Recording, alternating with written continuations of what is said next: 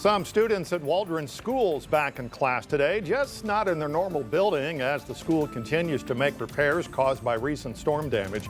Right now, police searching for a suspect after a deadly shooting in Conway last night. What we're learning about the shooting that left 2 dead and many others injured. Covering news where you live, 5 News starts with breaking news. And breaking news now at 4, condolences going out tonight for a Rogers family whose 11-year-old son died after police say he got out of a moving vehicle, then was run over by the back tire of that vehicle. It happened in Rogers just after 8 o'clock last night. According to state police, a driver of an SUV was headed north on South 47th Street when the child got out the back door. The investigation is ongoing, but Don Lisi with the Rogers Police Department says the boy was accidentally run over. We'll, of course, keep you updated when and if police release new information about this. New at 4, the latest on a murder investigation now out of Siloam Springs, and the prosecuting attorney says it's not a case of who did it, but why.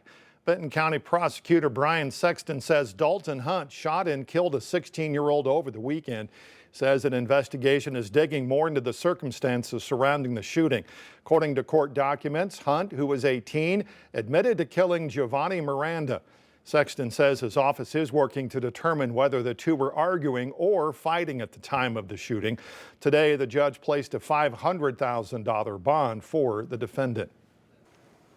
Not a bad day at all. We did have a cold front move through earlier today. You might not have noticed much. It did keep us from getting as hot as it was yesterday. Still, despite that, comfortably sitting in the 70s, northwest Arkansas. Many of us in the River Valley right now, upper 70s, got some low 80s out there as well. With that cold front having now cleared the area overnight tonight, those clouds that we see are going to break up. We'll see mostly clear skies closer to 3, 4 o'clock in the morning. As a result, temperatures are set to cool off. This morning, we only bottomed out in the low 60s. Tomorrow, we're probably going to be in the upper 30s. Low 40s, northwest Arkansas and the River Valley, probably going to be in those low 40s before it's all said and done. Overall, the next several hours this evening likely going to be rather nice. And we do have some nice weather on tap for the next several days. However, I am noticing towards the end of the week, Friday, into the big holiday weekend, our weather pattern overall is going to have a big flip. We're going to go from quiet, calm, comfortable to busy, active, rainy, potentially even some storms in the forecast. New information there, all coming up here in just a few. All right, Scott, thanks. Now to a developing story out of Conway. Police say multiple were injured in a mass shooting last night. 11 people were shot at 5th Avenue Park. Conway police confirmed 2 have died. They tell us the other 9 are at area hospitals and expected to make a full recovery. At this point, police are still looking for a shooter or shooters in this case. We know Conway police are leading the investigation with several other law enforcement agencies helping out. Progress is being made at Waldron Public Schools that were damaged during heavy rains last week. We're told all elementary students are back at their campus. Superintendent Daniel Fielding says the elementary was prioritized for repairs because they could be done there more quickly. Now, there is some minor work still happening at the elementary, but the students are not being affected. Meanwhile, 5th through 8th graders are spread out at 2 churches and the high school until repairs can be finished at the middle school campus. We've had to do it at some different locations, but our kids have adapted well. Our teachers and staff, everybody has adapted well, and I think that's really been something that we've all been proud of. 5 News reporter Rachel Williams was able to get a look at the damage the district is dealing with today. She'll have a full report with the news families need to know tonight on your 5 News at 5. President Trump meeting with the president of El Salvador at the White House today. El Salvador has taken in migrants the Trump administration claims are criminals as part of their immigration crackdown. Now, the visit comes a day after the U.S. sent 10 more migrants who the White House accuses of being gang members to a notorious prison in El Salvador. The Trump administration insists there's little it can do to bring a 29-year-old Kilmar Abrego Garcia back to the U.S. The Maryland father was deported to the prison after an administrative error. The Supreme Court ruled the administration must facilitate his return, but Salvadorian President Nayib Bukele says he has no intention of sending Abrego Garcia back to the U.S., even though he was never charged or convicted of a crime. Well, of course, I'm not going to do it.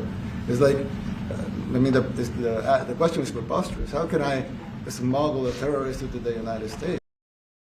As the administration's immigration crackdown faces more legal challenges, a federal judge in Vermont today considered whether to release a Tufts University student detained by ICE and accused of engaging in activities in support of Hamas. You still have a little more time now to file your taxes. That deadline is tomorrow, but you can also request an extension until October. So far this year, the IRS reports the average refund has been up slightly from last year at nearly $3,300. A Pennsylvania man has been charged now with setting a fire at the Pennsylvania governor's mansion. Governor Josh Shapiro and his family were evacuated in the middle of the night last night. New images show the charred interior where the fire was actually set. 38-year-old Cody Balmer of Harrisburg is now in custody. Police say he scaled the exterior fence and then forced his way into the governor's mansion. Kind of violence is becoming far too common in our society. And I don't give a damn if it's coming from one particular side or the other. It is not okay. Alma's mother tells CBS News she tried to get help for her son who suffers from an unknown mental illness, adding, quote, "This would have never happened if I could have gotten some help in the middle of last week.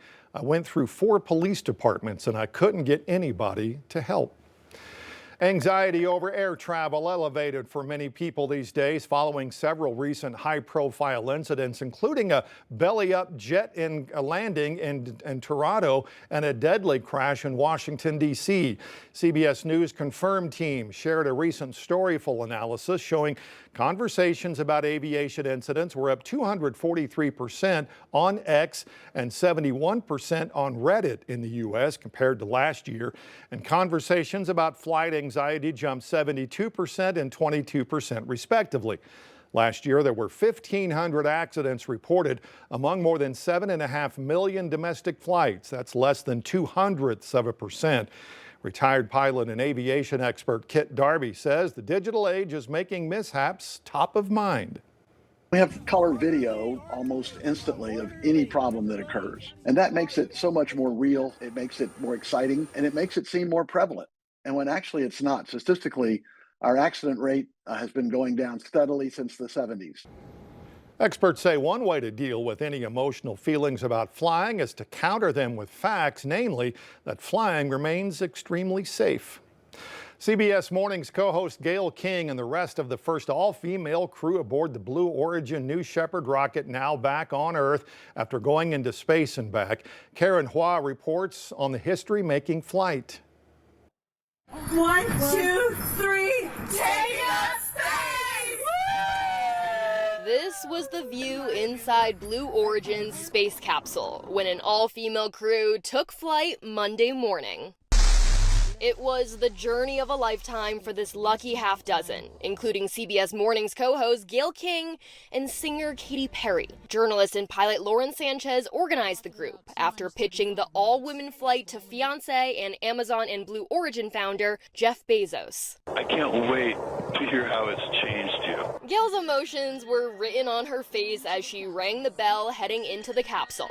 But the self-admitted nervous flyer surprised herself. I can't stress enough, guys, how terrified I was. But I can't, it was so calming to me.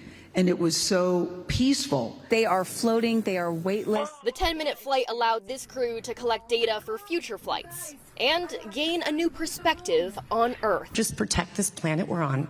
I mean, this is the only one we've got. The crew also included a film producer, a former NASA engineer, and a scientist who advocates for survivors of sexual violence like herself. That's Amanda Wynn, who made this flight a healing experience with a very personal zero-gravity indicator. I ended up bringing it and floating it, and it's the hospital band from the day. And Katy Perry did sing in space, choosing a little bit of What a Wonderful World. I didn't pick one of my songs because, again, it's not about me. It's about the collective, and it's about the view that we get to see, that we're humbled by, and how wonderful our world is. The women say they hope their moment in space will inspire others to dream big. Karen Hua, CBS News, Van Horn, Texas.